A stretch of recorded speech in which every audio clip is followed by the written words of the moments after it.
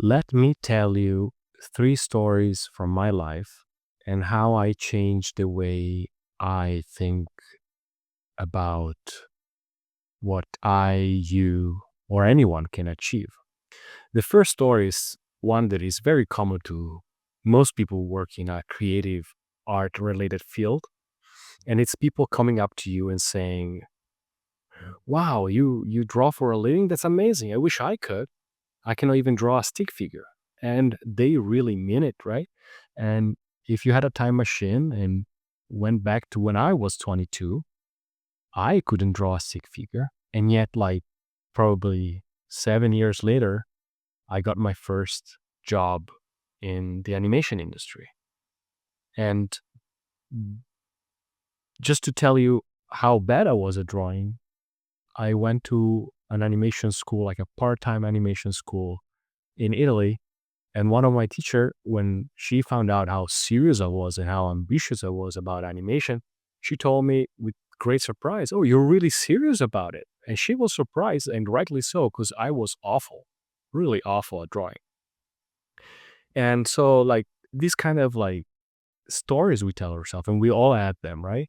Where we tell, "I could never do this. I could never achieve that." And they are there to protect us, right? To shield us from failing, right? But they are not true. Almost anyone can learn to draw. You might not be the best in the industry, but you can learn, right? And and and so, like, as the skill grow, the story change, right? I don't say it anymore. I don't say I cannot draw a stick figure, right? The second story um is it started as a funny story. When I was a kid, my mom really liked to say that when I was around 3, they went on a holiday, and um, my dad suggested that maybe I could stay up past my bedtime so that everybody, my mom, my dad, and my older brother, could enjoy the vacation instead of having to go to bed at 6 or 7 or whatever it was.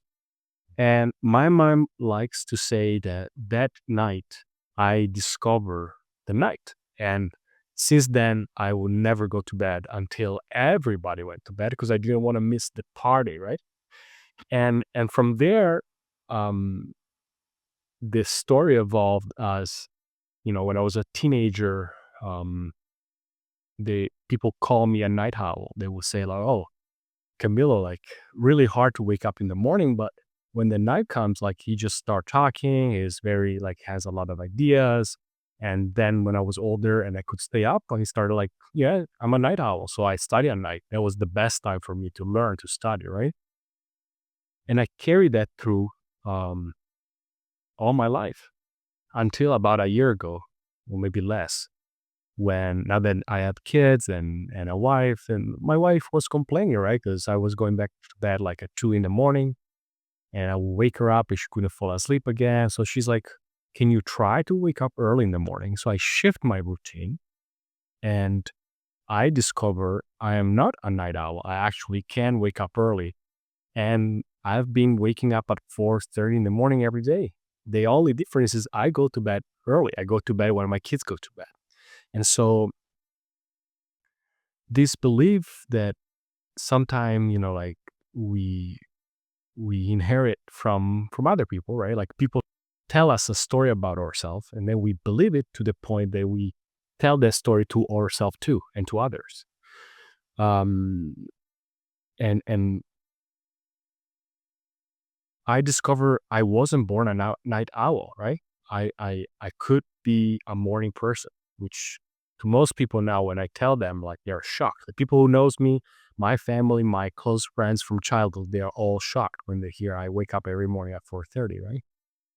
And the third story, it slightly different, because we talk about some beliefs, some story we tell ourselves that are negative, they are limiting beliefs, right?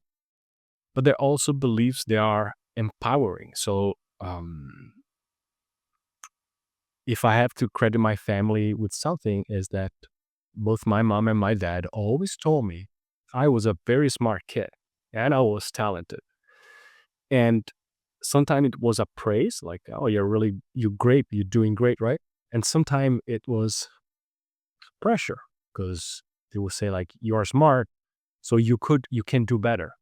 You're not studying hard enough because you're smart. If you studied, you would do great in school, but you're not studying. And despite being smart, you just barely passing the test instead of having a good grade, right? Um, but that story, right? They would tell me I am smart. They would tell me I'm talented to the point that I believe I could do things. And that's why I never doubt I could make it in animation. I could learn to draw well enough to get a job, even when all evidence will prove me otherwise, right? Like 22-year-old, never drew and not really good at drawing. Not many people will think you can get a job in animation in 7 years, right?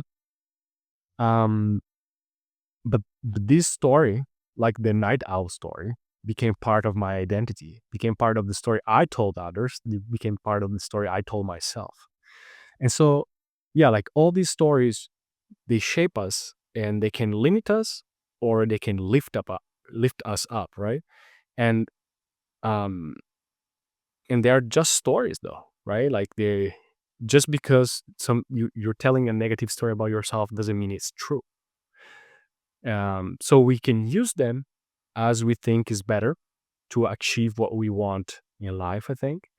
And so like you have to ask yourself, is uh this story I'm telling about myself helping me or is it holding me back, right?